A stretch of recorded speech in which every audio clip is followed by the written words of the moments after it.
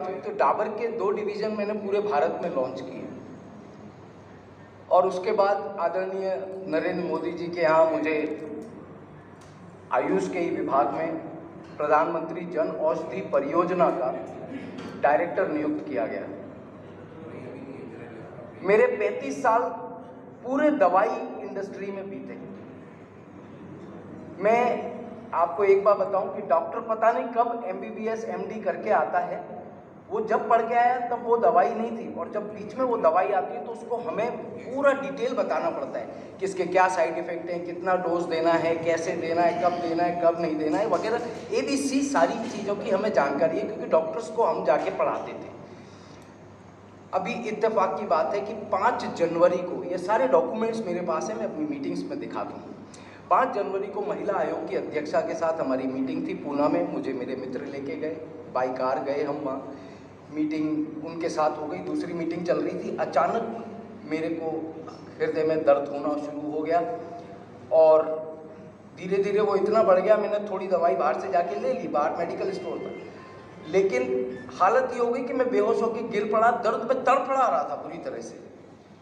वो लोग इत्तेफाकन जिसके साथ मीटिंग चल रही थी वो मेडिकल कॉलेज के मालिक थे, बैरिस्टर पेलुस्कर साहब।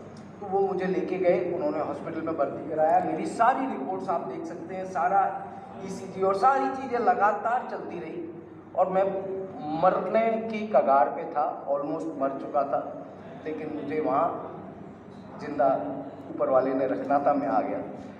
मुझे डॉक्टर्स ने कहा था 4-5 महीने लगेंगे नॉर्मल होने में और आपको एंजियोप्लास्टी इमीडिएट करानी है। मैं घर पे आके और शांति से पड़ा हुआ था, कुछ कर नहीं पा रहा था और बहुत प्रॉब्लम में था। ऐसे में अचानक मेरे घर पे 2 जने आए। एक कभी किसी की मैंने मदद की थी, वो एक महिला को लेके आए, उनका नाम था, यहीं पे वो हैं, मैं बताऊंगा आपको। तो मेरे घर पे उन्होंने आके मुझे इसके बारे में बताना शुरू किया, इस प्रोडक्ट के बारे में।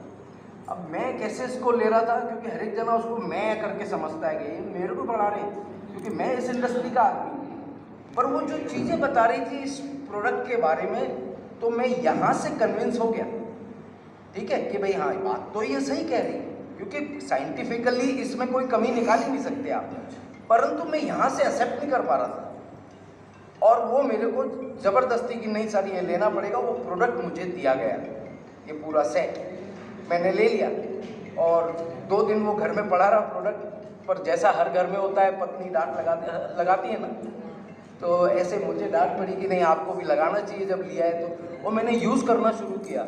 आप विश्वास नहीं करेंगे, मेरे इसमें देखिए मैंने प्रोडक्ट कब लिया है, 6 फरवरी को, और मैं यहाँ पर 17 फरवरी को दौड़ता हुआ आया, क्योंकि इन 10 दिनों में मेरे अंदर जो परिवर्तन आया वो मैं आपको बता नहीं सकता कि मेरे अंदर क्या परिवर्तन आ गया। जो आदमी मौत की कगार पे हो और वो भी फार्मा इंडस्ट्री में रहा हुआ, मैं आपको कभी मेरे फोटोग्राफ्स दिखाऊंगा, हर राज्य के हेल्थ मिनिस्टर के साथ, हर राज्य में मुख्यमंत्रियों ने मेरा सम्मान किया है। मेरे को हमारे राज्य मतलब इस जो नेशनल गवर्नमेंट है उधर के प्रिंसिपल सेक्रेटरी ने मेरे को सम्मानित किया मेरे कार्यों की वजह से। तो मैं इसमें मास्टर था, लेकिन मैं मास्टर भी एक बार को समझने में ना गलती करता है, इस चीज़ को लाइटली लेता है। परंतु अब मैंने अपने जीवन का उद्देश्य बना लिया है कि मैं इस प्रोजेक्ट को खाली इसलिए नहीं करूँगा कि मुझे पैसा कमाना है, मैं इस उद्देश्य से करूँगा कि मेरे साथियों की हेल्थ, मेरे जितने मित्रगण हैं, रिश्तेदार हैं, उनके परिवार में कोई भी बीमार हो तो उसको किस तरीके से बचाया जा सकता है, अगर आप स्वस्थ हो तो बीमारियों को कैसे दूर रखा जा सकता है। ये ई-बायोटोरियम जो है ये एक ऐसा मिरेकल कर गई है कि पहली बार भारत का एक मेक इन इंडिया प्रोडक्ट आज विश्व में धमाके मचाने जा रहा है। मेरा निवेदन है कि इसको आप भी इस उद्देश्य से मत करिए कि पैसा कमाना है, अरे ये तो इससे बड़ी समाज सेवा कोई नहीं है।